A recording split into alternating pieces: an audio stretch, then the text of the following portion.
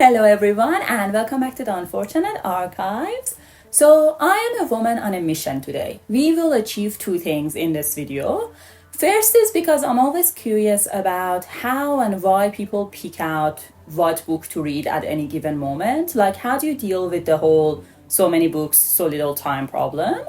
So in this video, I won't just tell you the books I read, I will also tell you what made me pick up that book at that particular moment in time. The second thing is, instead of my usual rambling style, I'm gonna try and give you the synopsis and review for each book in 8 sentences or less. We'll see how we go with that. But spoiler alert, we have fantasy, literary, sci-fi, YA, and non-fiction coming up in this video. And I found 2 favorite books of all time.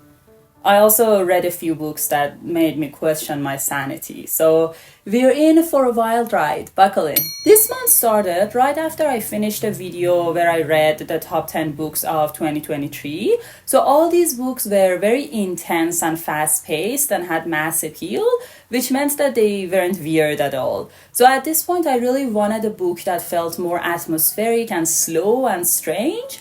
So I picked up the Unmaking of Farrow by Adrienne Young. In this book, June is the last in a long line of women who all go insane at some point in their lives. But just as June is accepting her fate, she receives a clue from her dead grandmother that makes her think there might be more to this family curse than she'd realized before.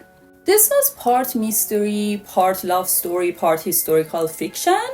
It was atmospheric, just not the kind of atmosphere I like. But if you're into the small town life with a nice southern farmer boy, if you dream of motherhood, or if you think about the past as simpler times and dream about living there, then this might be for you. I gave this a solid 3.5 stars, but it just wasn't for me. So I was still left a bit wanting, and I really wanted a really good book.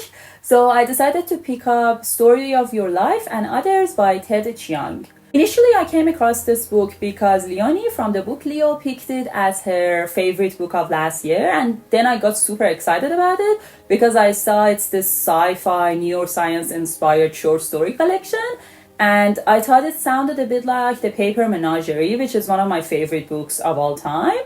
Looking back with those kind of expectations, I was setting myself up for failure. It was 8 short stories and it dealt with themes of science, religion, and ethics, which was interesting, but the stories are mainly used as a way to explore these concepts and aren't as concerned with characters' internal worlds, which is fine. It's just not my favorite type of short story. The 2 standout short stories for me were The Story of Your Life, which, fun fact, the movie Arrival is actually based off of, and Liking What You See, which was this short story about pretty privilege, except it's written 20 years ago, way before this was a TikTok topic. If you're into sci-fi and you're in the mood for short stories, I do recommend it. I thought it was fine. At this point, after picking out 2 mediocre books, I was feeling vaguely disappointed with myself, so I gave up on trying to find anything in particular, and I just went on a whim and I picked up In Memoriam by Alice Wynne. And oh my god, this book is incredible. It's about 2 boarding school boys who go to war in World War I England, and they're in love with each other. This book is filled with yearning. It's so beautifully written. It's so heartbreaking. I'm obsessed. I can't recommend this book enough. 5 out of 5 stars. Run to your nearest bookstore, even if you have to go on Amazon and just order this book. After In Memoriam, I was worried about that thing when you read a really incredible book and then you're disappointed by everything afterwards and you spiral into this huge reading slump, and I really didn't want that. So I decided to go into my vault and pick up one of the books that I'd been saving for years for a moment like this, which was The Burning God, that is the last book in the Puppy Bar trilogy by R.F. Kuang. The Puppy Bar trilogy is an epic fantasy series inspired by Chinese history, and in particular, I think the opium wars between China and Britain. I highly recommend it, especially if you like dark and gritty fantasy series with nuanced, morally gray characters, complicated relationships, and themes of colonialism. It's one of my favorite fantasy series of all time. And The Burning God was a perfect conclusion to the series. I was really happy with it, which in my language just means it was very sad and very satisfying. 5 out of 5 stars. I highly recommend this series. At the same time as I was loving The Burning God, I still really wanted another book that felt like In Memoriam, like a really great literary novel. So I picked up The Prophet's Song by Paul Lynch, which won the Booker Prize last year. This book is described as a political dystopian. I take some issues with that term, but now's not the time for it.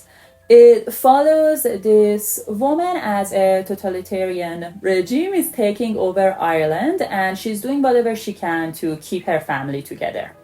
From my understanding, the author wrote this book specifically for people who need to see refugees from Western countries to feel any sort of empathy for them, which is a worthy goal.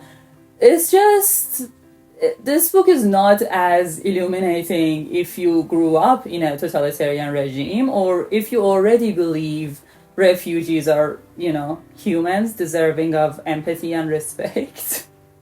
So, yeah, I thought it was fine. Like 3.5 stars. It just wasn't anything mind-blowing. This book is also written completely without paragraphs, and it kind of gives you that claustrophobic feeling. But if it's a bit too much for you, you can always listen to it on audio as well. At this point, I felt like I'd successfully avoided a reading slump, so I felt like taking a risk, and I picked up The Will of the Many by James Islington. I'd heard nothing about this book, but for some reason I had a vague assumption that it was dark academia, and I really liked the cover. That was it. But it was such a pleasant surprise. This book takes place in a world where this empire nicknamed the Hierarchy has taken over the world, and the hierarchy works essentially so that the people at the bottom have to cede a portion of their will, which is their motivation and energy to live, to the people above them in the hierarchy, and they then cede to the people above them, and it goes in like a pyramid. The whole thing is just a thinly veiled critique for capitalism, and we follow this 18-year-old boy, Will, who clearly has some sort of a secret history and is trying to find a way to avoid having to cede his will, essentially. So even though there's a school in this book, it's not dark academia. This is a perfect example of what I like to call white dude fantasy, which essentially means that even though there's an empire that's taken over the whole world, there is no meaningful exploration of racism or colonialism, and all the male characters get super complicated relationships and desires and motivations, and we get a few female side characters who are decent, but they remain these mysterious entities with secret desires and drives that we know nothing about, as straight white men. That being said, when you're in the mood for a book like that, this is really great. I really enjoyed it. It's just a very smooth reading experience that balances plot and character development perfectly, and it's paced really beautifully, so every scene moves the story forward in one way or another.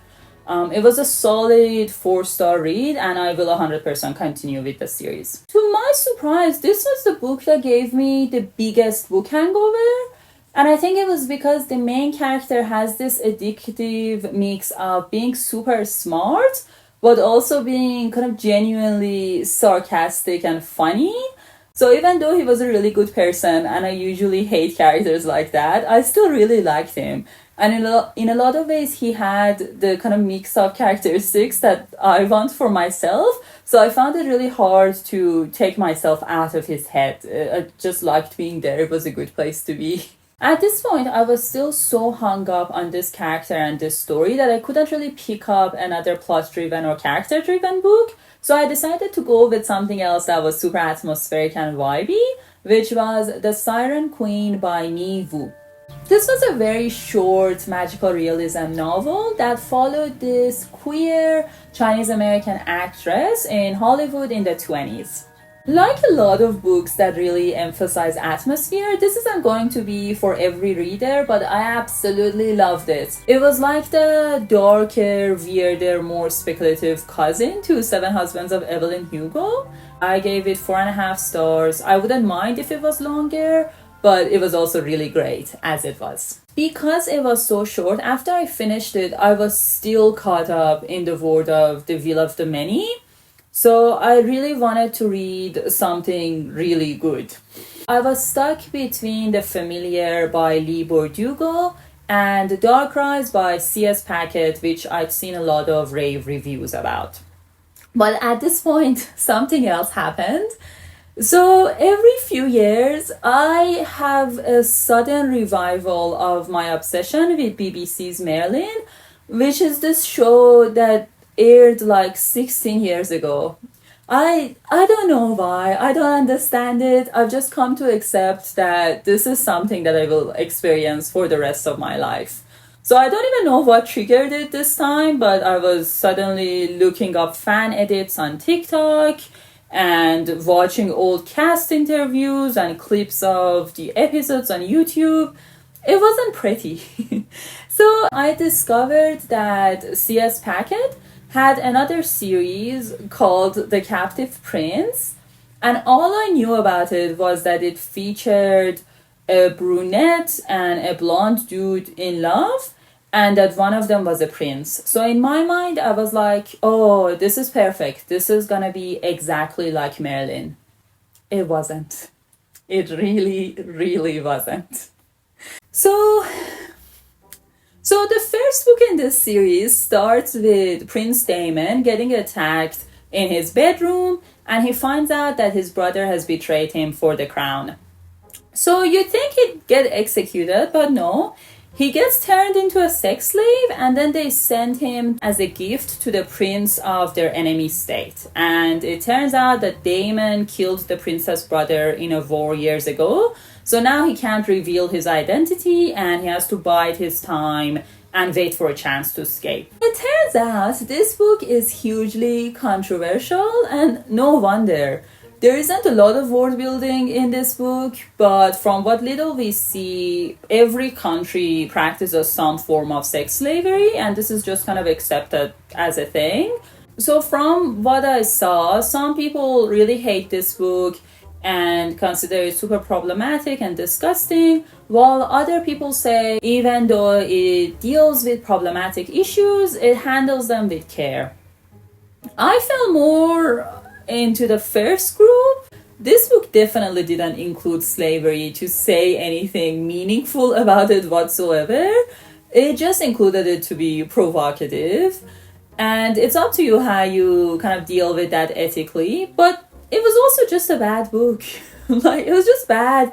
The plot was super predictable, and it had so many holes that it was a safety hazard at that point. The world building was non-existent, and for the majority of the book, I disliked all the characters. And not in the fun, these are psychopaths way, just in the I don't care about them, so I dislike them way. But there were a few redeeming qualities. It was surprisingly well written. And that's dangerous because you can wrap up all sorts of things in good writing and get it past readers, including myself. And also, towards the end of the book, the character of the other prince, Laurent, started to really intrigue me. So, since writing and character are my weakness, I did decide to continue reading this series. Also, I'd heard that the second book was a lot better. So I gave this 2.5 stars, and then I settled down to read the next book. The second book, which is simply called Captive Prince Volume 2, was actually a lot better than the first one. The plot became a lot less predictable, and the characters became really dimensional and interesting. So I did end up finishing the series, and I read the last one as well, which was called King's Rising. So having finished the series, here are my overall thoughts about it. I personally wouldn't consider this queer literature in any way. I viewed it purely as a male-male romance written for the consumption of straight women. And the book uses the fact that Damon was owned by Laurent for a portion of the series as a way to just add edge to the relationship. And when I was reading the first book, because I didn't like it, I cared less. But in the second and third books, because I started enjoying aspects of the story, I was way more bothered by the fact that sex slavery was used as a way to introduce tension. Like, at one point, Laurent asks Damon, "Oh, so you're okay owning slaves, you just don't like being one yourself?" Which you think would be an issue to explore more, but the book just kind of uses it as a throwaway comment. All that being said, I did still really enjoy Laurent's character across the series, and I still ate up Laurent and Damon's relationship. Like, there are two separate parts of my brain. One is engaging with the issue in kind of a higher level, more ethical, intellectual way. And then there's my lizard brain, which is sitting there just being like, enemies to lovers, how cute! Also, to be fair, the book did a decent job at addressing the power dynamics between the two of them and how this impacts the relationship later on when they're on equal grounds as well. It just didn't try at all to engage with it in any sort of wider societal way. More than anything, this series just felt like published fan fiction. But the thing is, you can have all sorts of questionable things in fan fiction, but no one's profiting off of it. But when it's a published book, someone is getting money out of it, so it becomes a bit more tricky, I think. So those are my thoughts on the series. It was certainly an interesting experience reading it. As a side note, this series felt so much like fanfiction that after I finished it, I went back and I reread one of my comfort fanfictions. So shout out Rasengan22. You've been there for me in my darkest times, truly. You know how there is fight, flight, freeze? I have a fourth reaction, which is fan fiction, and I highly recommend it. It's great. It's a great coping mechanism for dealing with all sorts of issues. I don't even know what we were meant to be talking about. At this point, I thought it was time to go back to my original choice, and I picked up The Familiar by Lee Bordugo. This is historical fantasy set in Madrid around the times of the Spanish Inquisition. We follow this housemaid Lucia, who can do small magic like making flowers bloom or unbreaking broken dishes. However, when her employer finds out about her powers, she decides that she can use Lucia to improve her own social standing, and things get out of hand really quickly. I love the setting in this book, both in terms of the city and the time period. However, this was possibly one of the worst choices to read after fanfiction, because this book was bad in all the places where fanfiction excels. Essentially, character dynamics and pacing. The relationships in this book were very poorly developed, especially the kind of romantic relationship at the center of it. And the characters themselves didn't really go through any real change or growth. That being said, it was beautifully written, and Lucia gave us so many iconic quotes that it was kind of worth reading still. Let it be my ambition and not my fear that seals my fate. Indeed. Now, this was the point in the month where my hormones were trying to convince me that I would never experience joy again. So I thought now was the time to read the book I originally wanted to read by C.S. Packet, which was Dark Rise. I'd been aware of this book for a while. It has a high rating on Goodreads, and I've seen so many people call it one of their favorite books of all time. Also, the character on the cover looks exactly like the kind of characters I was obsessed with as a teenager. And I mean, even now, look at that hair. Look. So I was like, this is the perfect book for this moment in time. And in my mind, I really thought this would be like The Captive Prince in terms of character development and writing, except with better plot and world building. So I had high expectations, and man, was I disappointed. This book follows Will, a 16-year-old boy who finds out that he's a descendant of this legendary warrior that defeated the Dark King centuries ago. And now he has to train with this group of ancient warriors to stop the Dark King from coming back. essentially the most basic cliche fantasy plot you can ever have. Technically, this girl Violet is meant to be another main character, but her story is never given the same weight as Will's, so we can just ignore her, I guess. Here's the thing, this is one of those books that's written around a twist ending, and it's willing to sacrifice everything else for that. Like, the plot's cliche, it's okay, the ending will fix it. The characters just feel like they came into existence the moment the story started. It's okay, the ending will explain it. There is no world building. But have you read the ending? And here's the worst part. You can see the twist ending coming from like the 3rd chapter. And then you're just sitting there waiting for what you already know to be revealed. It's so annoying. All the foreshadowing feels as subtle as a hammer just slamming you in the head. And look, maybe if I read it when I was in middle school or when I hadn't read any fantasy or knew nothing about story structure, then I would have been blown away by it, maybe. But as it was, this book just made me feel very old, and I also felt very betrayed because at the very least I expected a similar level of writing than we got in The Captive Prince, but we don't even get that. All of that being said, I did still immediately pick up the 2nd book, Dark Heir. But I can explain myself. There were 2 reasons. First was that the premise behind the series is actually good. So I thought maybe with the twist out of the way, we could actually get somewhere. And the second was because in the Captive Prince series, it did actually get a lot better from the 2nd book. So I was like, maybe. Like, all these people love this series. There has to be a reason for it, right? So I picked it up. And it was better. It was better than the first one. Will's character got a lot more interesting now that we got more of his internal struggles. His relationship with this other character, James, got developed more and was probably the best part of the book.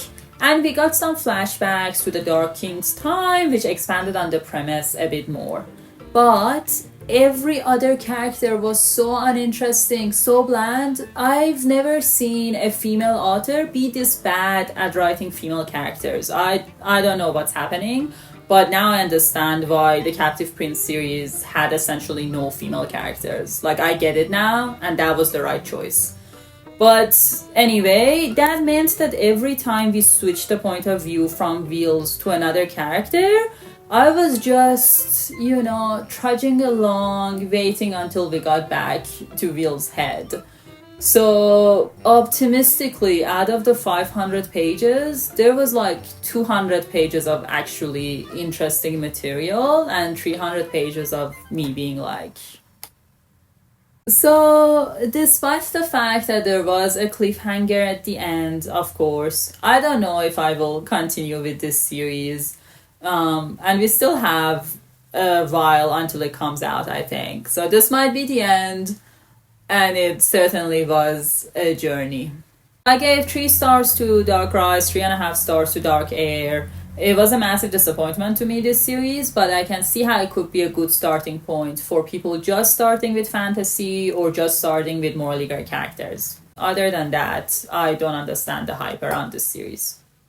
At this point, I was back to being a somewhat functioning person who could once again pretend that her entire life wasn't controlled by her endocrine system. So I was ready for something different. And I thought, why not read 500 pages of nonfiction about the opium crisis in the US as a, little palate cleanser. So I picked up Empire of Pain by Patrick Radden Keefe, and oh my god, this book was amazing. This book follows the Sackler family, who made billions of dollars through developing and popularizing drugs like Valium and, importantly, Oxycontin, which led to thousands of people dying. And it shows you how they used all these incredibly dodgy practices and knowingly misrepresented the risk of addiction. But as a family, they still maintained their name as philanthropic heroes through making all these donations to art museums and universities, and essentially for years kind of keeping themselves fully separate from the source of their fortune. It's a fascinating read. This is non-fiction, but it reads almost like a thriller at times. It covers topics like medical advertising, corruption within the US government and the FDA, as well as reputation laundering using philanthropy. It made me think about how people can actually be evil. Like, if this was a fictional book about these characters, I might have called them too villainous to be real. But these are real people. This book also made me really think about how important good journalism is, especially in cases where the legal system fails or where people have so much money that they can just make issues go away. Overall, it was absolutely fascinating. 5 stars, and I highly recommend it. So my friends, this brings us to the last book I read, and oh my god, what an ending. This was a masterpiece. I read A Dowry of Blood by S.T. Gibson for an upcoming video, and I found one of my favorite books of all time. This is a very short novel, and it's written like a letter or a confession to an unnamed you from his wife Constanta. The you is actually Dracula, the vampire, but that doesn't matter. This is Constanta's story from the time when he turns her into a vampire to his death. Let's say death. She murders him. You'll find out in the first few pages. This isn't a spoiler. This book features queer polyamorous vampires, which is already great. But more than a vampire story, this is a story about abusive, toxic relationships, and it's one of the most exquisitely written pieces of fiction I've ever read. It's so beautiful. It's so beautiful. It doesn't matter if you've read Dracula or if you like vampire stories. Anyone who enjoys beautiful writing is going to enjoy this book. It's 6 out of 5 stars. It goes on the list of one of my favorite books of all time. It was truly breathtaking. There you have it, friends. 15 books I read in April. Overall, it was a really good reading month. But if I have one regret in life, it's that I read A Dowry of Blood after I already made the video about all my favorite books. That mistake will haunt me to the end of my days. If you're still here, let me know how you usually choose what book to read next. And if you say it's based on the cover, I promise I won't judge. It was fun talking to you about books, and I'll see you real soon. Bye-bye! If the frame is any different, it's because my camera died and things just change. Sometimes things change. Yeah, I'm okay. I hope you're okay too. Change is hard.